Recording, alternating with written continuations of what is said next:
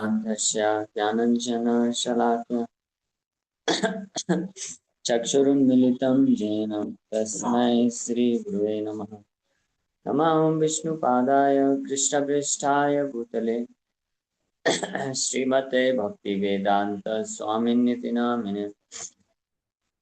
नमस्ते सारस्वते देवे गौरवाणी प्रचारिणे निर्विशेष शून्यवादी पाश्चात्य देशतारिणे।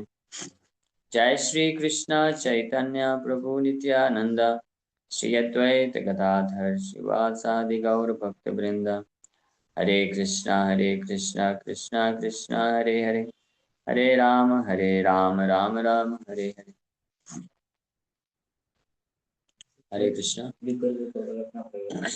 सब सभी भक्तों का हार्दिक स्वागत है आज के श्री चैतन्य चरितमृत की चर्चा में। तो हम लोग चर्चा कर रहे हैं चैतन्य चरितमृत मध्य लीला चैप्टर 5। तो ये साक्षी गोपाल की कथा चल रही थी। ब्राह्मण सेवाए कृष्णेर प्रीति बढ़ा है, ताहारे संतोष से भक्ति संपद बढ़ा है। Lord Krishna is very much pleased by service rendered to Brahmanas, and when the Lord is pleased, the opulence of one's devotional service increases. So जो छोटा ब्राह्मण था उसने बड़े ब्राह्मण वरिष्ठ ब्राह्मण का सेवा किया अनेकों प्रकार से।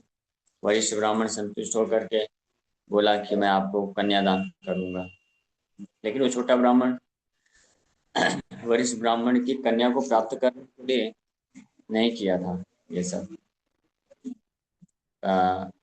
वो उसका इच्छा क्या था, वो कृष्ण की प्रसन्नता के लिए वरिष्ठ ब्राह्मण का सेवा किया। तो वैष्णव सेवा हमको इस उद्देश्य से करना चाहिए, ना कि कुछ लाभ प्राप्त करने के लिए। सो ब्राह्मण सेवा कृष्ण प्रीति बड़ा है, ये वो जो छोटा ब्राह्मण वो बोल रहा है कि ब्राह्मण या वैष्णव का सेवा करने से कृष्ण बड़े प्रसन्न होते हैं और उनके संतुष्टि से भक्ति संपद भक्ति ऐश्वर्य व्यक्ति प्राप्त कर सकता है। इसलिए मैंने ये सब जो है सेवा किया। प्रभुपाद जी तात्पर्य में लिखते हैं, ध्यान से सुनते जाइए, इस पर चर्चा करेंगे। उसके बाद फिर हम लोग जप करेंगे, आज एकादशी है। तो इस कथा को सारांश में प्रभुपाद जी लिख रहे हैं तात्पर्य। इन दिस रिगार्ड श्रील भक्ति सिद्धांत Saraswati Thakur comments that the younger Brahman rendered service to the older one with the purpose of pleasing Krishna. It was not a matter of ordinary worldly dealings. Krishna is pleased when a Vaishnava is rendered service. Because the younger Brahman served the older one, Lord Gopal agreed to become a witness of the marriage negotiation in order to maintain the prestige of both devotees. तो ये छोटा ब्राह्मण बड़े ब्राह्मण यानी वृद्ध ब्राह्मण का सेवा किया था, सेवा के भाव से कृष्ण की प्रसन्नता के लिए। इसलिए कृष्ण जो है उनके वो छोटे ब्राह्मण के विवाह के लिए साक्षी बनने के लिए तैयार हो गए। तो भगवान को कोई इंटरेस्ट नहीं है किसी का विवाह कराने में। भगवान को तो इंटरेस्ट रहता है कि विवाह टूट जाए, मतलब विवाह ना करे, है ना। भगवान चाहते हैं कि सब मेरे से विवाह कर ले। भगवान से विवाह करना मतलब भगवान के साथ संबंध जुड़ जाए। लेकिन जो बद्ध जीवात्मा होते हैं वो लोग चाहते हैं इस संसार में कृष्ण के अलावा और अन्य किसी से संबंध जोड़ना चाहते हैं। लेकिन यहाँ पे देखने को मिलता है कि भगवान खुद साक्षी बनेंगे, वो छोटे ब्राह्मण का विवाह कराएंगे, है ना। तो इसका मतलब ये नहीं समझना चाहिए, गलत तरीके से नहीं लेना चाहिए कि चलो भगवान सबकी मनोकामना पूर्ति करते हैं, मनोकामना पूर्ति कर देंगे, उसके लिए हमको भगवान का सेवा करना चाहिए। भगवान ने ये जो मैरिज नेगोशिएशन में साक्षी बने, इसका मात्र एक कारण ये था कि दोनों ब्राह्मणों की ख्याति को बचाना चाहते थे और बड़े ब्राह्मण को अपराध से बचाना चाहते थे, और इसलिए भगवान ही किए।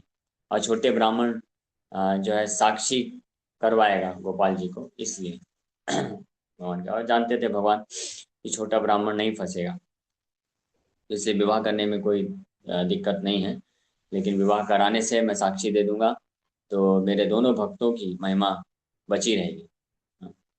इसलिए भगवान विटनेस देने के लिए आ गए। लेकिन अगर आप लोग ऐसा प्रयास करेंगे तो भगवान नहीं आएंगे। ठीक है, भगवान शुद्ध भक्तों के लिए है। भगवान उसके भक्ति भाव को जानते हैं। लेकिन भौतिक कामना से युक्त अगर कोई करेगा तो फिर बस इंतजार करता रह जाएगा, भगवान आने नहीं वाले साक्षी देने के लिए। भगवान बोलेंगे अच्छा है, बिल्कुल नहीं जाऊंगा। Shri Chaitanya Mahaprabhu would certainly not have liked to hear about marital dealings unless such dealings were exchanged between two Vaishnavas.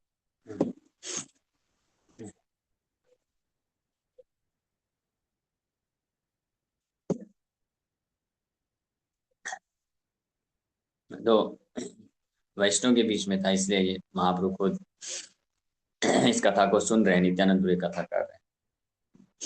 Marriage arrangements and ceremonies belong to ordinary material कर्म कांड सेक्शंस ऑफ द स्क्रिप्चर्स। है ना, जैसे कुछ लोग बोलते हैं ना, विवाह ये भी तो एक संस्कार है, ये भी तो शास्त्र में दिया हुआ है। तो ये जो विवाह इत्यादि चीजें हैं, सेरेमनीज हैं, ये भौतिक कर्मकांड, शास्त्रों के भौतिक कर्मकांड भाग में है। और शुद्ध वैष्णव और भगवान को इसमें कोई इंटरेस्ट नहीं है। लेकिन जब इस प्रकार की विवाह की कथा कथा को भी कोई वैष्णव करते हैं, सुनते हैं, या भगवान उसमें हस्तक्षेप करते हैं, तो समझना चाहिए कि वो विवाह के कारण नहीं कर रहे हैं, भौतिक कामना को पूर्ण करने के लिए नहीं कर रहे हैं। उस विवाह में इन्वॉल्व कुछ शुद्ध भक्त हैं, उनके लिए कर। और जैसे हमने उदाहरण दिया था, ये महाभारत का युद्ध है, तो युद्ध तो कितने सारे होते ही रहते हैं, इतिहास में कितने सारे युद्ध हुए, लेकिन सबको महाभारत में वर्णन नहीं है, भागवत में सबका वर्णन नहीं आता है। लेकिन ये रामायण का जो युद्ध है और महाभारत का युद्ध है, इसको हम लोग सुनते हैं। क्यों? क्योंकि इसमें भगवान और भगवान के शुद्ध भक्तों की कथा है, इसलिए ये भौतिक ना होकर के आध्यात्मिक हो जाता है। अदरवाइज युद्ध तो मटेरियल है। श्री नरोत्तम दास ठाकुर से कर्म कांड ज्ञान कांड केवल विषेर भांड, फॉर अ वैष्णव।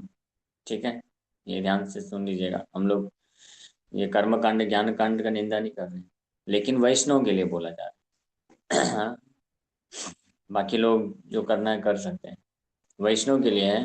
कर्म कांड ज्ञान कांड sections of the Vedas are unnecessary, unnecessary है, इसका कोई आवश्यकता नहीं। किसके लिए? हाँ, वैष्णव के लिए।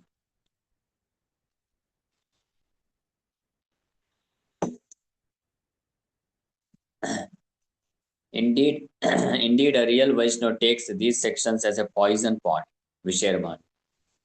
हाँ, तो न केवल अनावश्यक है, बल्कि अगर कोई शुद्ध वैष्णव है, जो रियल वैष्णव है, वो इस प्रकार के कर्म कांड ज्ञान कांड को विष के भांड के रूप में देखता है, जिसमें पॉइजन है, पॉइजन है ना। कर्म कांड मतलब, कर्म कांड मतलब कुछ पाने के लिए कुछ हाँ, कुछ भौतिक कामना से, भौतिक कामना, अपने कुछ मटेरियल जो कामनाएं होती, कामना मतलब अच्छा ये चाहिए, भौतिक कामना मतलब लस्टी डिजायर, साफ साफ बोलिए ना, नहीं तो मनोकामनाएं पूर्ति होगी। ये बहुत बोलने और सुनने में बहुत अच्छा लगता है, लेकिन ये क्या है वास्तव में? These are all lusty desire. अपनी लस्टी डिजायर्स को पूरा करने के लिए जो व्यक्ति धर्म का सहारा लेता है, वो विष नहीं तो और क्या है? पॉइजन ही। इसलिए कोई भी रियल वैष्णव होगा वो इस प्रकार के कर्म कांड के कार्य को क्या लेता है? विषेर भांड। ये पॉइजन पिलाया जा रहा है। हाँ, पॉइजन में क्यों पीऊं? पॉइजन क्यों? क्योंकि ये कृष्ण के प्रति प्रेम की भावना को काट देगा, खत्म कर देगा, मार देगा। हाँ, इसलिए पॉइजन कृष्ण कॉन्शियसनेस को मार देता है। इसी प्रकार से ज्ञान कांड भी पॉइजन है। So, लेकिन प्रभुपाद जी आगे लिख रहे हैं, sometimes we take part in a marriage ceremony for our disciples, but this does not mean that we are interested in कर्म कांड activities. कभी कभी प्रभुपाद जी अपने शिष्यों का विवाह खुद भी कराए, प्रभुपाद जी उसमें पार्टिसिपेट भी किया, लेकिन इसका मतलब ये नहीं है कि सन्यासी कर्म कांड में लगा हुआ। प्रभुपाद कुछ जो इमेच्योर वैष्णव हुए थे, अपरिपक्व, जो प्रभुपाद जी के भाव को नहीं समझ पाए, प्रचार के मिशन को जब नहीं समझ पाते, तो उन्होंने प्रभुपाद जी का निंदा किया इसके लिए कि आप वैष्णव सन्यासी सन्यासी होकर के विवाह में सम्मिलित हो रहे हैं, आपके शिष्यों का विवाह करा रहे हैं, ये तो उचित नहीं है। तो प्रभुपाद जी बोले कि विवाह में कोई इंटरेस्ट नहीं है। जैसे इस संसार में कोई व्यक्ति होता है ना, कोई अपने बेटों का या पोते पोतियों का विवाह कराता है, उसमें पार्टिसिपेट करता है, तो उस प्रकार का नहीं है भाव। वो तो कर्मकांड के तरीके से करता है। उसका तो उद्देश्य ये होता है कि हमारा वंश में हमारे जो है हमारे बच्चे पोते पोतियां सब अच्छा विवाह कर रहे हैं, फले फूले पढ़े, है ना, भौतिक संसार में। ये प्रभुपाद जी ने विवाह क्यों कराया? प्रभुपाद जी विवाह संस्कार कराते थे उनको रेस्ट्रिक्ट करने के लिए, ताकि चार नियम स्ट्रिक्टली पालन कर सकें और शांतिपूर्वक कृष्ण कॉन्शियस गृहस्थ लाइफ जी सकें। इसके लिए Prabhupada ji, sometimes not knowing the Vaishnava philosophy, an outsider criticizes such activity, maintaining that a sannyasi should not take part in a marriage ceremony between a young boy and young girl.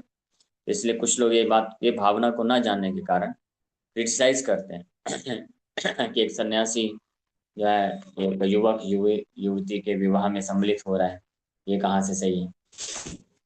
हाँ, तो इसी प्रकार से यहाँ पे तो भगवान देखो, भगवान डायरेक्ट हस्तक्षेप कर रहे हैं। भगवान एक विवाह के प्रपोजल के लिए विटनेस साक्षी देने के लिए आ गए वृंदावन के चल। हाँ, तो कोई कोई वास्तविक भाव या कारण नहीं समझेगा तो बोल सकता ना, अरे क्या है, भगवान को और कोई काम धंधा नहीं था, विवाह के लिए आ गए साक्षी देने। लेकिन भगवान को विवाह में इंटरेस्ट नहीं है। भगवान को किस में इंटरेस्ट है? वो जो उनका शुद्ध वैष्णव है उसमें इंटरेस्ट। इसलिए प्रभुपाद जी का ये जो यंग बॉयज एंड गर्ल्स के विवाह में इंटरेस्ट नहीं है, या उनको भौतिक रूप से सुखी संपन्न देखने में इंटरेस्ट नहीं, लेकिन क्योंकि वो उनके डिसाइपल हैं तो वो उनको इस प्रकार से गृहस्थ आश्रम में प्रॉपरली स्थित देखना चाहते हैं, ताकि वो लोग कृष्ण भक्ति में अच्छे से सेवा कर सके, भक्ति में बढ़ सके। समझ पा रहे? So, we are giving all facility to the general populace to take to Krishna consciousness. And in order to fix the devotees in concentration on the service of the Lord, marriage is sometimes allowed.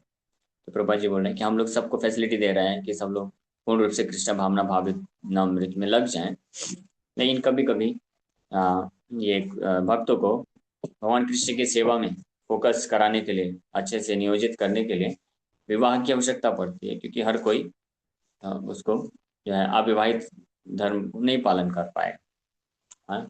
Specially ये western disciple जो थे उसमें ज्यादातर हिपीस थे, चार नियम तोड़ते थे।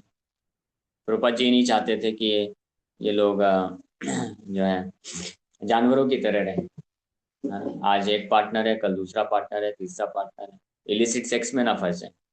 इसलिए उनको विवाह करा करके प्रभुपाद जी जाते थे एक आदर्श गृहस्थ भक्त की तरह कृष्ण की सेवा कर।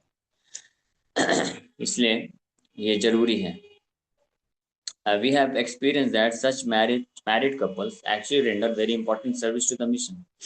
अब प्रभुपाद जी एक्सपीरियंस भी बता रहे हैं कि जब इस प्रकार से उनको प्रॉपर तरीके से विवाह करा दिया जाता है तो वो लोग फिर शांतिपूर्वक भगवान कृष्ण की सेवा में बहुत अच्छे तरीके से मिशन के लिए सहयोग देते हैं। Therefore, one should not misunderstand when a sannyasi takes part in a marriage ceremony. Sri Chaitanya Mahaprabhu and Nityanand Prabhu took great pleasure in hearing about the marriage ceremony between the young Brahman and the daughter of the elderly Brahman. इस कथा से पता चलता है चैतन्य महाप्रभु सन्यासी हैं और नित्यानंद प्रभु भी अवधूत हैं। ये लोग ये दोनों और उनके पार्षद ये बहुत आनंद ले रहे हैं ये इस यंग ब्राह्मण और वृद्ध ब्राह्मण की कन्या के विवाह को संपन्न होते देखकर। तो ये भौतिक अगर होता तो महाप्रभु इसको क्यों श्रवण करते, कीर्तन करते। तो इस प्रकार से छोटा ब्राह्मण उनको कन्विंस करने का प्रयास कर रहा है कि ये जो विवाह का संबंध है, प्रपोजल है, ये हो नहीं सकता है, तो आप इस प्रकार से अपनी कन्या का दान देने का वचन मत दो। लेकिन आगे बड़ा ब्राह्मण फिर से बोलेगा, बड़ा विप्र कहे तुम्हें न कर संशय, तो माँ के कन्या दीवा हमें करीला निश्चय। लेकिन बड़ा ब्राह्मण भी बोला, अरे तुम बिल्कुल संशय मत करो, मैंने बोल दिया ना, मैं निश्चित रूप में अपनी कन्या का दान करूंगा, मैं अपनी कन्या आपको दूंगा विवाह के लिए। तो ऐसा बड़ा ब्राह्मण बोल रहा है, छोटा विप्र बल्य तुम्हार स्त्री पुत्र सभा, बहु ज्ञाति गोष्ठी तुम्हार बहुत बांधवा। छोटा ब्राह्मण फिर से उनको याद दिला रहा है। छोटा ब्राह्मण उनका हित चाहता है। देखिए ये छोटे ब्राह्मण के लिए कितना अच्छा मौका था ना, कि वो तो निम्न जाति का है। निम्न मतलब ब्राह्मणों में भी वो था ऊंचा और नीचा ब्राह्मण का कुल होता है। और साथ में वो गरीब भी था, इतना नहीं था। उसको इतनी अच्छी लड़की मिल रही, सुंदर और सुशील कन्या, बहुत ही उच्च ब्राह्मण की कन्या मिल रही। तो और वो जो है अपने आप दे रहा था ब्राह्मण। लेकिन ये छोटा ब्राह्मण ये नहीं सोचा, अरे अच्छी बात है, हाँ ये बिना ढूंढे इतनी अच्छी कन्या मिल गई। न केवल भौतिक रूप से बल्कि आध्यात्मिक रूप से भी उसके लिए बहुत हेल्पफुल रहती है, वो सहायक रहती है उसको भगवान के भक्ति मार्ग में आगे बढ़ने के लिए, क्योंकि एक महान ब्राह्मण की कन्या। लेकिन छोटा ब्राह्मण अपने जो है अपने अपने बारे में, अपने सुख के बारे में, या अपने क्या बोलते हैं फैसिलिटी के बारे में नहीं सोच रहा है कि मुझे अच्छा फैसिलिटी मिल जाएगा या जो आध्यात्मिक मार्ग में बढ़ने के लिए, या भौतिक रूप से मुझे सुख मिल जाएगा। वो सोच रहा है कि ये जो प्रपोजल है ये बड़े ब्राह्मण के लिए जो है समस्या खड़ी कर देगा। उसके सारे बांधव लोग नाराज हो जाएंगे, और ये पॉसिबल भी नहीं। तो इसलिए ब्राह्मण उसको बार बार याद दिला रहा है कि आप मेरे से इस तीर्थ भ्रमण में याद सेवा प्राप्त करके आपका हृदय इतना उदार है, इसलिए आप मुझे अपनी कन्यादान देना चाहते हो। लेकिन लेट मी रिमाइंड यू, मैं आपको याद दिलाना चाहता हूँ कि आप बहुत ऊंचे कुल के ब्राह्मण हो, सम्मानित हो, और आपके पत्नी हैं, बच्चे हैं, और बहुत सारे बांधव लोग हैं। वो कभी ये स्वीकार नहीं करेंगे कि आप अपनी कन्या का विवाह मेरे साथ कराओ। तो आप इसके बारे में भी सोचिए। दशबार सम्मति बिना नहीं कन्यादान, रुक्मिणी रे पिता भीष्म ताहत प्रमाण। ये ब्राह्मण बोल रहा है कि उन सब के सहमति के बिना आप अपनी पुत्री का विवाह मेरे से नहीं करा सकते, ये संभव नहीं हो पाएगा। और एग्जाम्पल दे रहे हैं कि जिस प्रकार से माता रुक्मिणी का विवाह हुआ था, तो ये उदाहरण है कि भीष्मक जो है चाहते थे कि रुक्मिणी का विवाह किसके साथ हो जाए, कृष्ण के साथ हो जाए। लेकिन फिर भी क्योंकि भीष्मक के पुत्र लोग और भीष्मक के जो अन्य सगे संबंधी वो लोग स्वीकार नहीं किए, तो भीष्मक राजा होते हुए भी नहीं कर पा पाए। हाँ, विवाह कहाँ करवा पाए। फिर उन्होंने बाकी सगे संबंधियों के प्रेशर में उनको शिशुपाल से के साथ विवाह कराना पड़ रहा था, है ना। वो तो कृष्ण है, फिर आ गए, किडनैप करके चले गए। लेकिन ये तो छोटा ब्राह्मण, ये थोड़ी नहीं सब करेगा। कल को कल को ये वृद्ध ब्राह्मण बोल देता है कि मैं अपनी कन्या का विवाह आपसे कराऊंगा, लेकिन घर पहुंचता है सारे सगे संबंधी लोग खड़े हो जाते हैं विरोध में, बोलते हैं नहीं कराऊंगा। तो फिर छोटा ब्राह्मण थोड़ी ना जाके किडनैप करेगा, तो ब्राह्मण है। तो इसलिए वो बता रहा है कि रुक्मणी के केस में ऐसा हो चुका है, तो उससे हमको शिक्षा लेनी चाहिए और ये समझना चाहिए कि ये विवाह पॉसिबल नहीं है। एलाम बढ़िया। अच्छा ठीक। भीष्म केर इच्छा कृष्ण कन्या समर्पिते, पुत्रेर विरोधे कन्या नारी ले अर्पिते। भीष्म पितामह का भी इच्छा था, तो कृष्ण को रुक्मणी अपनी पुत्री का दान करना चाहते थे। लेकिन अपने बड़े भाई, बड़े बेटे रुक्मी रुक्मी के ऑब्जेक्शन के कारण वो ये कार्य नहीं कर पा रहे थे, और कृष्ण को अपनी कन्या रुक्मिणी का विवाह नहीं कर पा रहे। में भागवत में बताया गया, बंधुनाम इच्छताम दातुम कृष्णाय भगिनी नृपा, ततो निवार्य कृष्ण द्वित है, कृष्ण द्वित मतलब कृष्ण का द्वेषी, Rukmi चैत्यम अमन्यता। King Bhishmak of Vidarbha wanted to offer Krishna his daughter Rukmini, but Rukmi, the eldest of his 5 sons, objected, and therefore Bhishmak withdrew his decision and decided to offer Rukmini to the king of Chedi, Shishupal, who was a cousin of Krishna's. However, Rukmini conceived of a trick. He sent a letter to Krishna asking him to kidnap her. Thus, in order to please Rukmini, who was his great devotee, Krishna kidnapped her. There ensued a great fight between Krishna and the opposing party, headed by Rukmani's brother Rukmi. Rukmi was defeated, and because of his harsh words against Krishna, was about to be killed, but he was saved at the request of Rukmini. However, Krishna saved off all of Rukmi's hair with his sword. See, Balram did not like this, and so to please Rukmani, Balram rebuked Krishna. ये कथा हम लोग जानते हैं कि कैसे finally माता रुक्मणी के अपील करने पे भगवान कृष्ण किडनैप कर लेते हैं, है ना? लेकिन ये कृष्ण ही कर सकते हैं, आप लोग नहीं कर सकते। तो ये तो ब्राह्मण है, वैष्णव है, वो तो ये सब कर नहीं सकता, तो याद दिला रहा है। बड़ा विप्र कहे कन्या मोर निज धन दीते निषे धीबे को न जन। लेकिन फिर भी बड़ा ब्राह्मण, जो वृद्ध ब्राह्मण है, वो अपने वचन पे टिका रहना चाहता था। बोला कि अरे किसी को क्या लेना देना है, मेरी पुत्री मेरी संपत्ति है, मैं उसको किसी को भी दान दूं, किसके पास शक्ति है कि मेरे को रोकेगा? कौन रोके? पुत्री किसकी है? मेरी है ना। तो सगे संबंधी लोग ठीक है, अपना अपना आप लोग सुझाव दीजिए, लेकिन जो मेरी संपत्ति है, मैं जैसे उसको दान करना चाहूँ, मैं स्वतंत्र हूँ ना। तो ये वृद्ध ब्राह्मण का क्या है, हाँ, ऑब्जेक्शन बोल रहा है कि नहीं नहीं, मैं तुम आके कन्या दीवा सब आके करी तिरस्कार, समस्या न करी तूने करहा स्वीकार। एक ब्राह्मण बोला कि आप, मैं आपको ही अपनी कन्यादान दूंगा, सबका तिरस्कार करके मैं आपको कन्यादान, मेरी पत्नी बच्चे सगे संबंधी सब लोग भी विरोध करेंगे, तब भी वो पुत्री मेरी है, तो मैं आपको कन्यादान करूंगा, इसमें बिल्कुल संशय मत करो, इसको स्वीकार करो। ऐसा फिर बोल दिया फाइनली। तो छोटे विप्र कहे यदि कन्या दीप्यमान, गोपाल हेरा आगे कहा ये सत्य वचन। तो अब छोटा विप्र जो है, पहले तो समझाने का प्रयास किया कि ये संभव नहीं है, आप मत करिए, क्योंकि आपके सगे संबंधी लोग मानेंगे नहीं। लेकिन जब देखा कि इस प्रकार से वचन ले रहे हैं, तो अब छोटा विप्र जो है बोला ठीक है, अगर आप चाहते ही हैं, आपने डिसाइड कर लिया है कि आपकी कन्या का विवाह कराना चाहते हो मेरे से, तो गोपाल विग्रह के सामने आकर के आप बोलो ये चीज। हाँ, उनको साक्षी मान करके आपको बोलना पड़ेगा, ऐसे हवा में नहीं चलेगा काम, साक्षी होना चाहिए, है ना। गोपाल एरा आगे विप्र कही त्यागिला, तुम्ही जान निज कन्या इहारे आमी दिला। और फिर गोपाल जी के सामने आए दोनों ब्राह्मण, और वृद्ध ब्राह्मण गोपाल जी को बोल दिया कि देखिए गोपाल जी, हाँ, मैं अपनी, हाँ, ये आप साक्षी ले लो, मैं अपनी कन्या का दान इस ब्राह्मण, छोटे ब्राह्मण को, इस लड़के को करूँगा। ऐसा गोपाल जी के पास आके बोल दिया। अब आगे क्या होता है हम लोग कल श्रवण करेंगे, इसमें कुछ तात्पर्य भी है, इसको कल ही श्रवण करेंगे। Thank you very much. Hare Krishna. Yes, आप में से किसी का कोई प्रश्न है क्या, तो पूछ सकते हैं।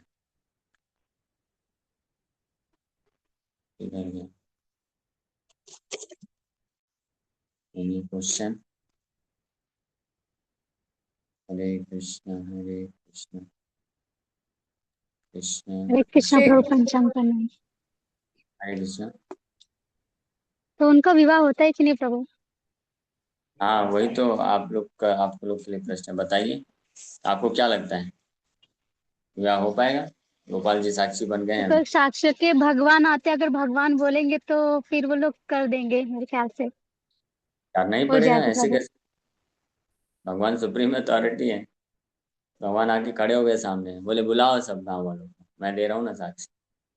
भगवान बहुत ऊंचे विग्रह हैं, मतलब लगभग 7-8 फीट के विग्रह हैं गोपाल जी। आगे आएगा कथा, आप सस्पेंस क्यों वो करवा दिया आपने, मैं ये बोलने नहीं वाला था, कथा आएगा तब हरे तो। कृष्णा प्रभु जी। हाँ नहीं, इससे पहले भी प्रभु जी आपने बताया था ये पूरा इंसिडेंस, तो उसमें बताया था कि विवाह होता है, भगवान आते हैं, हाँ। भगवान भगवान प्रकट होके सबके सामने बोल देते हैं। जैसे कुछ भक्तों को मालूम है, लेकिन कई नए भक्त हैं, तो उनके लिए सस्पेंस रहना चाहिए डिटेल में। ठीक है, भगवान लेकिन आएंगे पानी, लेकिन भगवान के आने की जो कथा है, भगवान कितने दिन लिखा है? लगभग 200 दिन।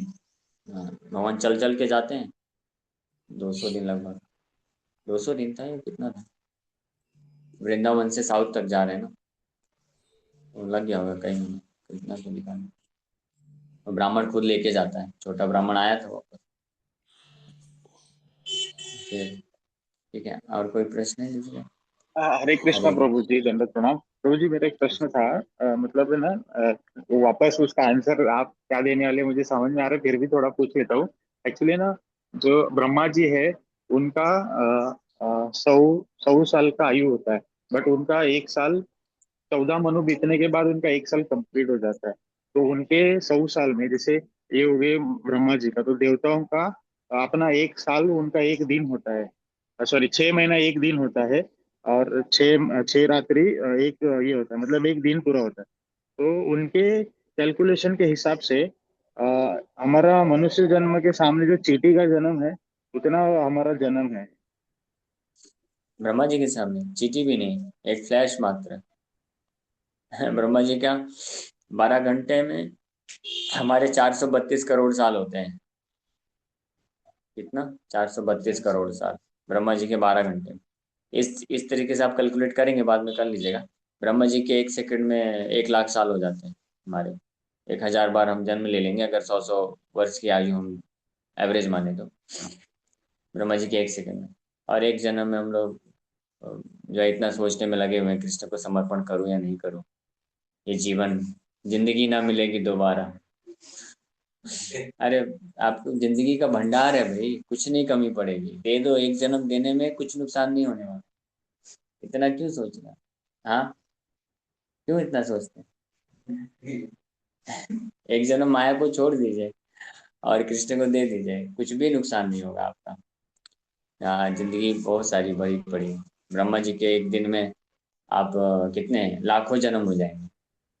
हाँ, तो एक जन्म एक कृष्ण को दे दिया तो क्या फर्क पड़ेगा। लेकिन अगर कृष्ण ने स्वीकार कर लिया वो एक जन्म, तो आप फिर ब्रह्मा जी से ज्यादा पूजनीय हो जाएंगे। ब्रह्मा जी आरती प्लेट लेके खड़े रहेंगे, चलो चलो आ रहा है भाई, इसका पूजा करना है। इंद्रदेव मृदंग लेके तैयार रहते हैं संकीर्तन करने के लिए, मालूम है। ऐसा शुद्ध भक्त जिसको कृष्ण स्वीकार कर लेते हैं, जो भगवान के धाम जाने की तैयारी में लग जाता है, तो ऊपर उन लोगों को पहले से ही आभास हो जाता है, मालूम पड़ जाता है। तो इंद्रदेव मृदंग लेके तैयार रहते हैं, सब अपने देवताओं को एकत्रित कर लेते हैं संकीर्तन करने के लिए स्वागत में। और सारी अप्सराएं तैयार खड़ी रहती हैं नाचने के लिए, पुष्प वृष्टि करने के लिए, है ना। तो आप सब इन लोगों से होते हुए जाओगे, लेकिन ध्यान रहे अप्सराओं के नाच को देख करके भ्रमित मत हो जाना कि इधर भी अच्छा है, इधर भी देखो कीर्तन ही तो कर रहे हैं लोग। हाँ, फिर उधर उतर गया तो उधर फिर विष्णुदूत उधर उतार देंगे, बोलेंगे अच्छा इधर अच्छा है क्या, ठीक है इधर ही उतर जाओ, इधर ही भक्ति करो आराम से, है ना। जैसे कुछ लोग होते हैं ना, बोलते हैं रोज जी ये भी तो अच्छा है ना। हाँ, गृहस्थ जीवन में भी वो भी वैष्णवी है, भक्त है, वो अच्छे से कुकिंग करेगी, अच्छे से खिलाएगी, भगवान का सेवा करेगी, और मैं प्रचार करूंगा।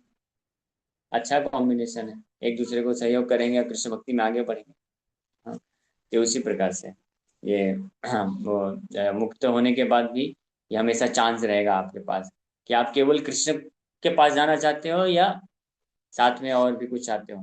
तो हर लोगों से होके जाता है व्यक्ति, और हर लोगों के जो ऐश्वर्य है उसको दिखाया जाता है, और उसको अगर लगेगा कि यहाँ रह के भी मैं भक्ति कर सकता हूँ, तो वहीं पे उतार दिया जाएगा, वैकुंठ चला जाएगा, वैकुंठयान। हाँ, शुद्ध भक्त बन गया है तो फंसेगा, शुद्ध भक्त बन गया है, फंसेगा नहीं, लेकिन चांस फिर भी दिया जाएगा। हो सकता है मन में रहेगा। फिर इसके ऊपर स्वर्ग लोक के ऊपर जाएगा तो जनलोक तपोलोक आएगा। तपोलोक वगैरह में ना इतना इतना अद्भुत शांति है, सब लोग मस्त तपस्या में लगे हुए हैं। और बिल्कुल वहां पे ऐसा लगेगा कि कितना अच्छा जगह है। जैसे आप कभी कभी बोलते हैं ना, रोजी ये बहुत अच्छा है, ये जगह यहीं पे रहने का मन करता है, यहीं पे अच्छे से भजन करूंगा। तो तप लोक में आप जाके निकलेंगे तो आपको लगेगा अरे बहुत अच्छा है, कितना अच्छा तपस्या कर रहे हैं, यहीं पे अच्छे से माला जप करता रहूंगा दिन भर। खाने पीने की कुछ की तपस्या, सबके पास अष्ट सिद्धियां होती हैं। फिर ब्रह्म लोक जाता है। फिर फाइनली ब्रह्म लोक को भी जब त्याग देता है तो ब्रह्म ज्योति होती है, शांति शांति शांति, उसको भी त्याग देता है, तब वैकुंठ में एंट्री होती है। हाँ, ब्रिजन। फिर वैकुंठ में भी लेके जाते हैं नारायण के लोकों से होते हुए।